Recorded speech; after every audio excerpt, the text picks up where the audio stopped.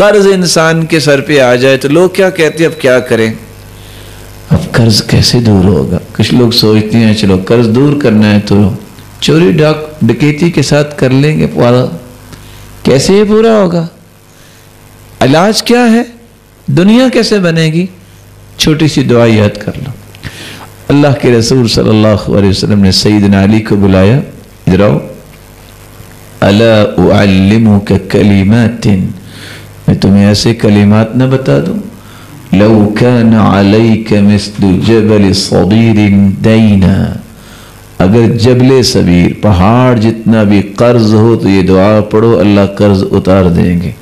اللہم اکفنی بحلالک عن حرامک وَأَغْنِنِي بِفَضْلِكَ عَمَّنْ سِوَاكَ۔ یہ اللہ کے رسول فرما رہے ہیں کہ یہ دعا کوئی پڑھ لے، پہاڑ جتنا بھی قرض ہوگا تو اس کو ختم کرنے کا بندوبست کون کریں گے؟